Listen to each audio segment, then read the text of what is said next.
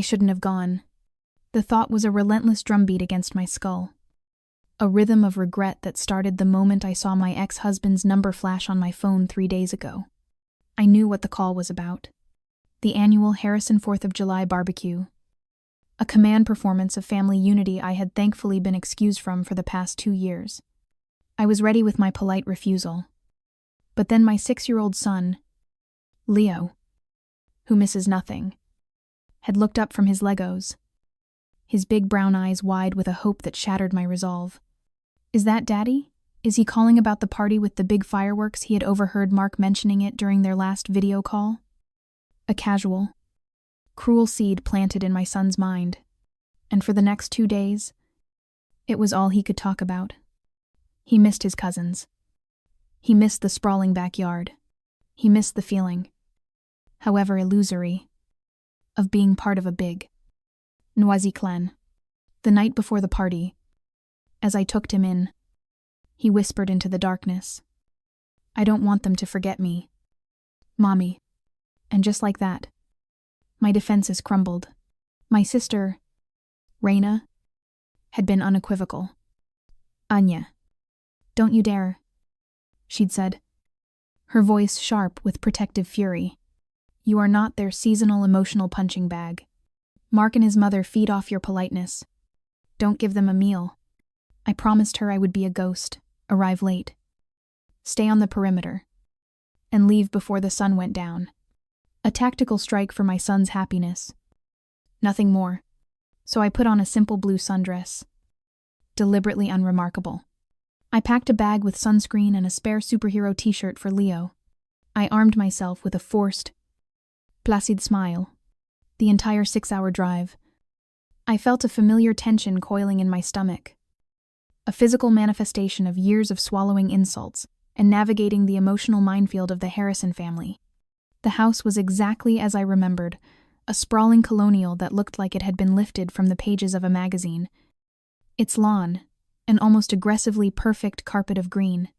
The air was thick with the smell of freshly cut grass and sizzling barbecue. A wholesome aroma that was a stark, bitter contrast to the toxicity I knew lay beneath.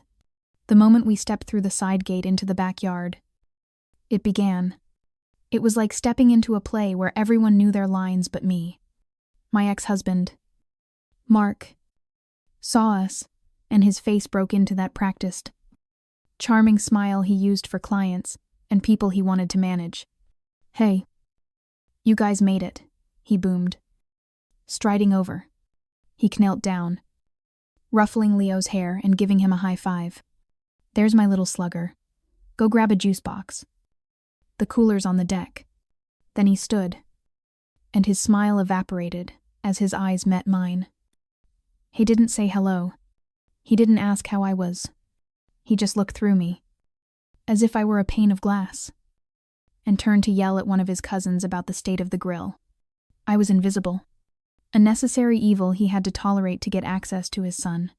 His mother, Eleanor, was the queen on her deckside throne, a tall glass of chilled white wine in her hand, surrounded by her court of gossiping aunts. She saw Leo and her face softened into a passable imitation of grandmotherly affection. "Leo, darling, come give Grandma a kiss." He ran to her, and she enveloped him in a brief, perfumed hug. Then, over his head, her cool, assessing eyes found me. She gave me a tight, lipless smile. "Anya," she said, her voice carrying across the yard. "I see you made it. At least she knows how to be on time for a free meal," she added to the woman beside her, just loud enough for me to hear. I felt the familiar hot flush of shame creep up my neck. I pretended to be busy with the bag on my shoulder. A coward's retreat. I was here for Leo. I just had to survive. I found a relatively safe spot near an old oak tree, a place where I could watch Leo without being in the direct line of fire. He had already been absorbed into a chaotic game of tag with his cousins. His delighted shrieks, a painful counterpoint to the anxious thrumming in my own chest. This was why I was here. This was the price of his joy. For an hour, I managed to remain a ghost.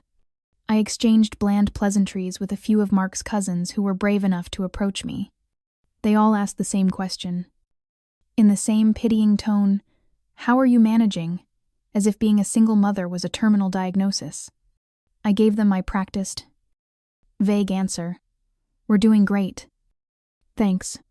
What I didn't say was that my life, free from the constant weight of Mark's moods and Eleanor's judgment, was calmer and more joyful than it had ever been. But they wouldn't have believed that, in their narrative, I was the one who had failed, the one who had broken their perfect family portrait. The tension was a low hum beneath the cheerful sounds of the party. But it began to escalate as the afternoon wore on. Eleanor made her way over to my treeside outpost, her smile as bright and hard as the diamond on her finger. "Leo looks so spirited," she commented. "Watching him climb the small play structure, it must be a challenge. Not having a man around to instill some discipline." I just smiled my vague smile. "He's a happy boy." "Yes," she mused, taking a slow sip of her wine. "It's a shame his foundation is so fractured." The hours crawled by. Finally, as the sun began to dip below the horizon, casting long shadows across the lawn, Eleanor stood on the deck and tapped her wine glass with a manicured nail. The sound, a sharp ping, cut through the chatter. "Everyone," she called, her voice resonating with authority. A toast, a collective groan went through the younger generation. But everyone quieted down, turning to face the matriarch. Mark stood beside her, his arm draped possessively around a new, much younger girlfriend, a smug grin on his face. My stomach clenched. I knew this part of the play. This was where the theme of the day was formally announced. And as Eleanor raised her glass and her eyes found mine across the yard, I knew I was the theme. The performance was over. The public execution was about to begin. "I'd like to make a toast," she began, her voice a polished instrument of social grace. "To family, to the ties that bind us, the legacy we build, and the values we pass down on this day. As we celebrate our nation's independence, we also celebrate the strength and independence of this family." She paused, taking a deliberate sip of her wine, her eyes scanning the crowd of rapt faces. Mark beamed beside, looking every bit the proud son. My own heart began to hammer against my ribs. A frantic bird in a cage. I knew this cadence. It was the wind-up before the pitch. Her gaze swept past her other sons, her other grandchildren, and then it landed, with the precision of a sniper's scope, directly on me. "Of course," she continued, her voice hardening almost imperceptibly. "Not every branch of the family tree remains strong. Sometimes, poor choices are made, weaknesses are indulged, and the foundation we work so hard to build is threatened." She let the word hang in the humid air. The cheerful chatter was gone, replaced by a tense, expectant silence. I felt 30 pairs of eyes turned towards me. I wanted to shrink, to dissolve into the blades of grass beneath my feet. "It is a tragedy when people make choices that destabilize a child's life," she said, her voice now dripping with a cloying, false pity. Then came the final, brutal blow. She raised her glass a little higher, a gesture of finality, and looked right at me. "Anya, unfortunately, is a perfect example of that.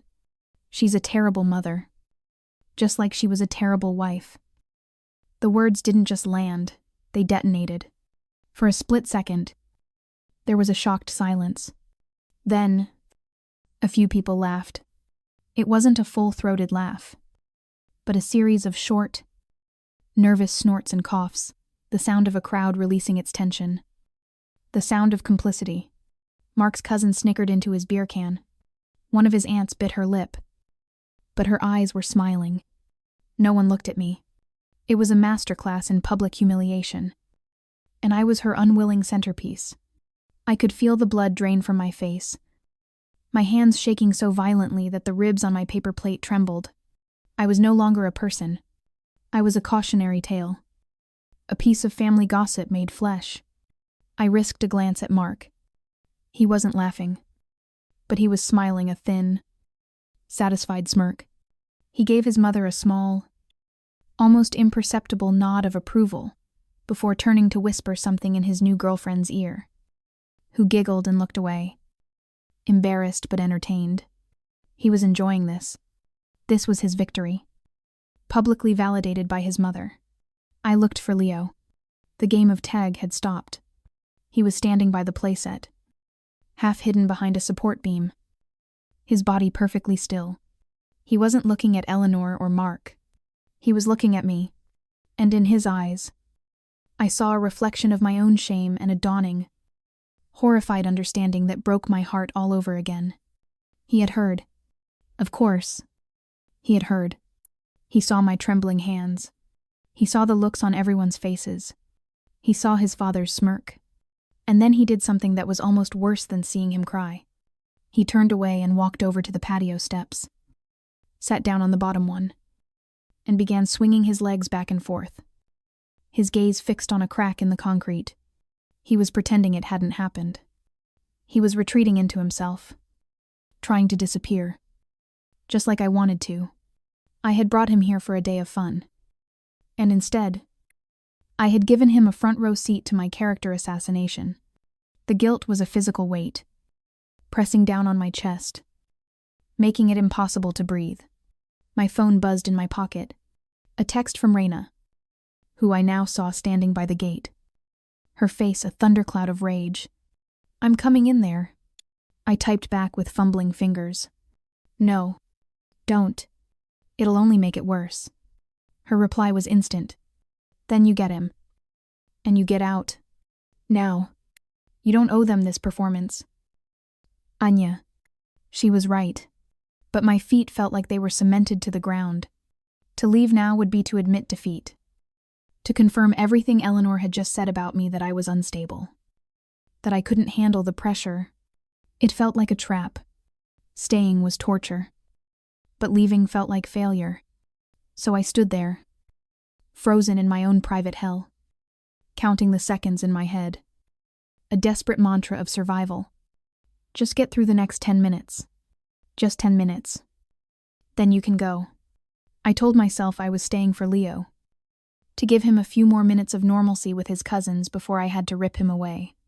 But the truth was, I was paralyzed by my own shame. And in that moment, I hated myself for my weakness more than I hated them for their cruelty.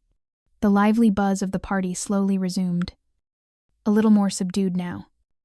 The guests carefully navigating around the crater Eleanor's words had left in the middle of the lawn.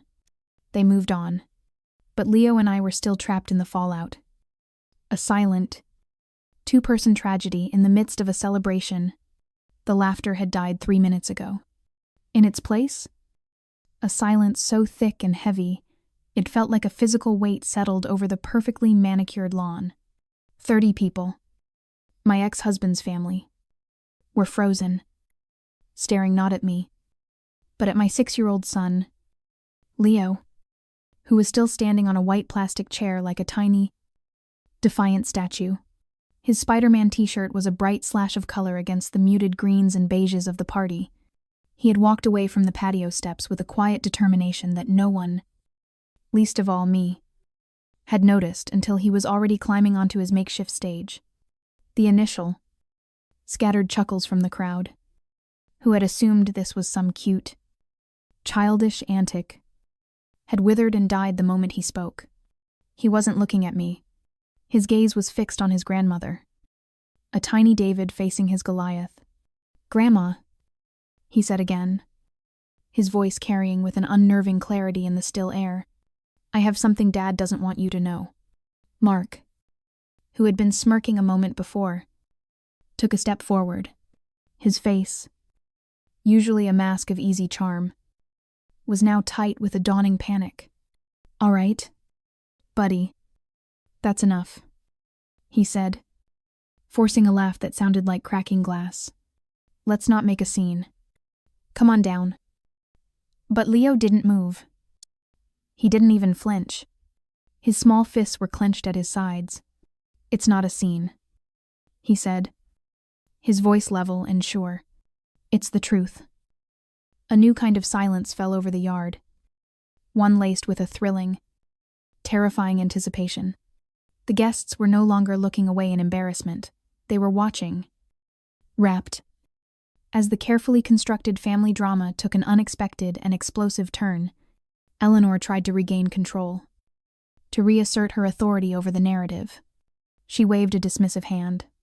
"Let the boy speak," she said with a grand, condescending air. As if this were a harmless outburst, she was magnanimously indulging. "Children get confused. They mishear things." "I'm not confused," Leo said, and his gaze was so steady, so certain, that it seemed to strip away her armor of condescension. "I know what I heard." He took a small breath, and in that pause, I felt a surge of terror and a fierce, protective pride, so intense it made me dizzy. A part of me wanted to rush forward and scoop him up, to shield him from this, to run away. But a stronger part of me knew that this was his moment. He was no longer a victim in their story. He was the narrator of his own.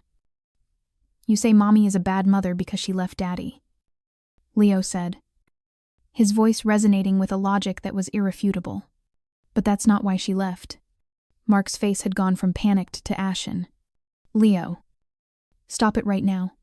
We do not discuss private family matters," he hissed, his voice a low, threatening growl.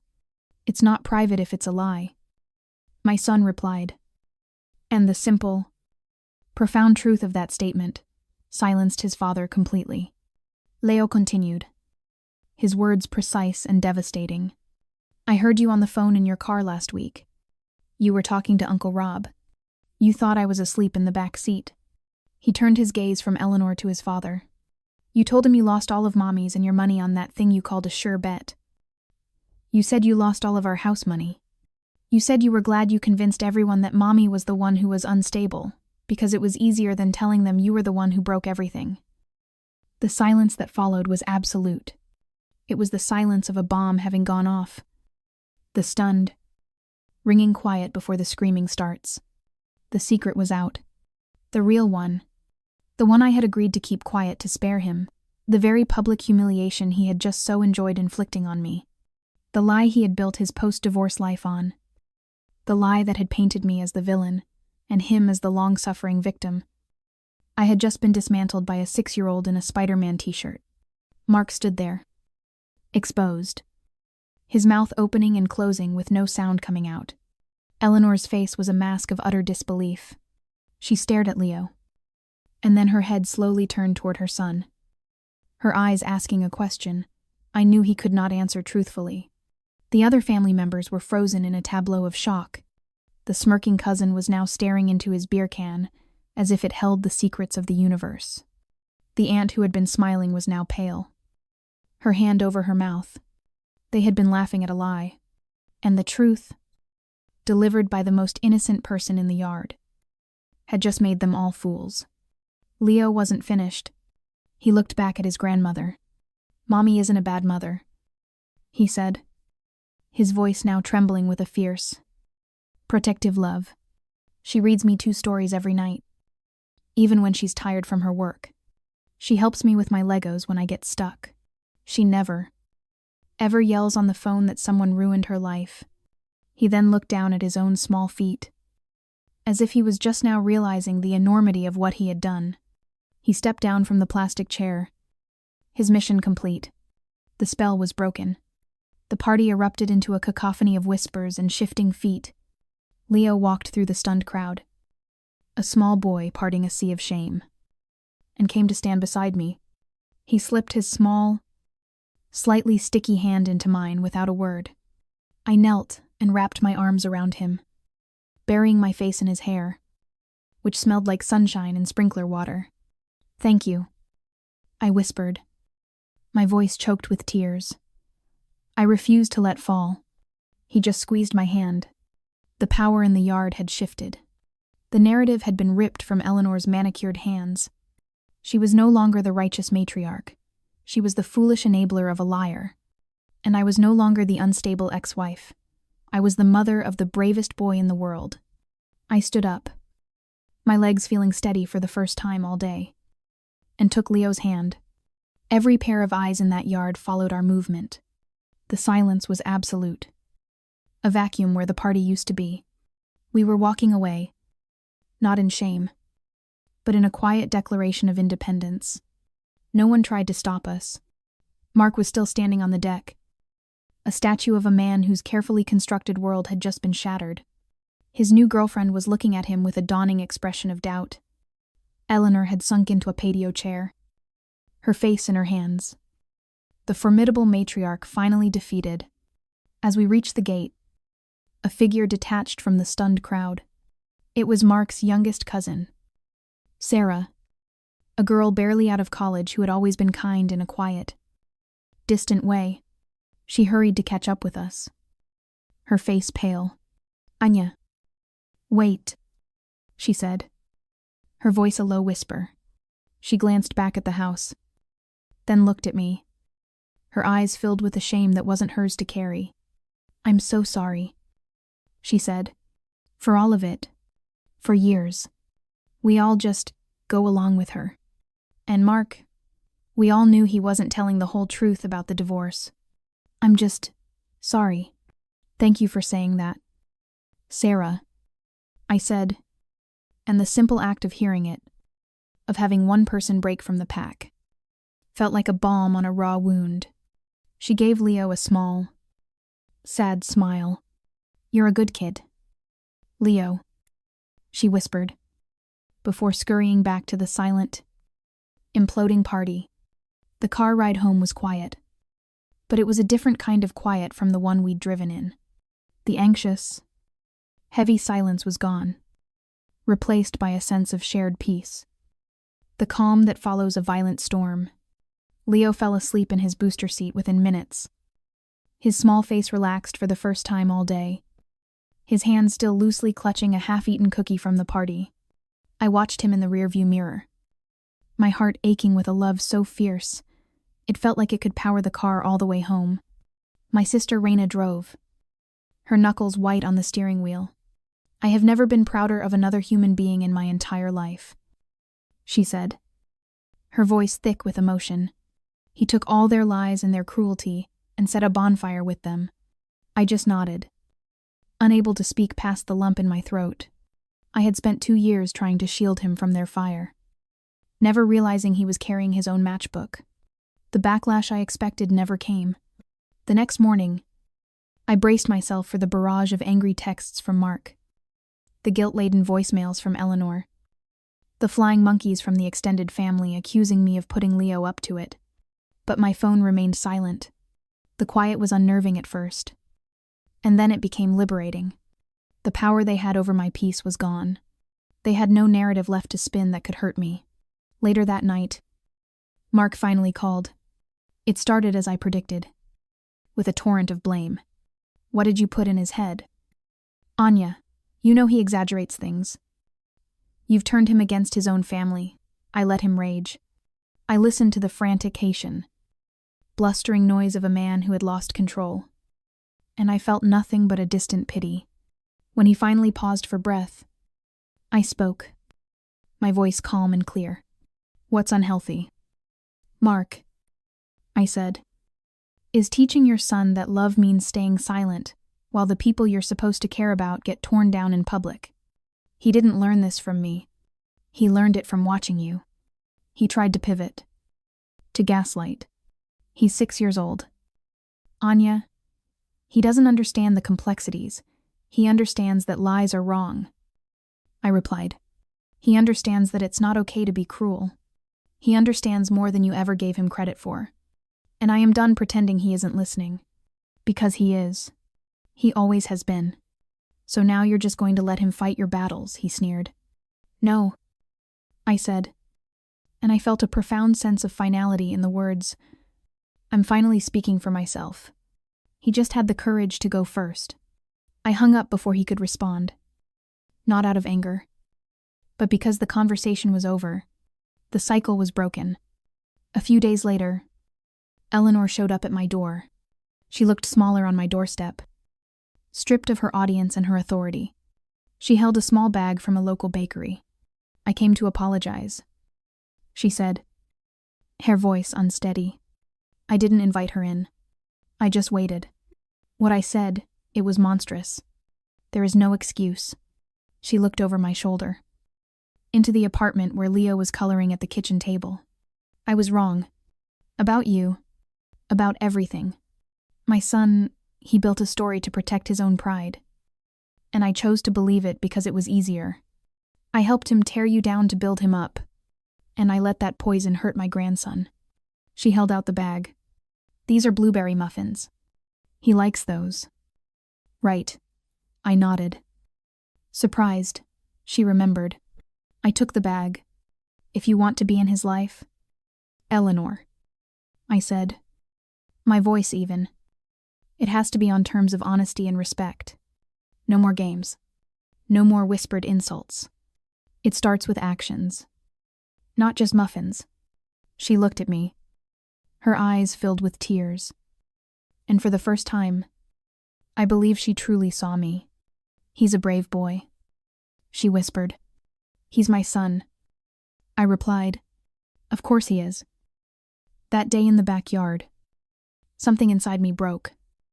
But something new and stronger grew in its place.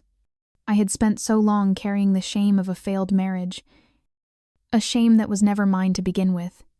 It was something they had handed me, and I had accepted it out of a misguided sense of duty.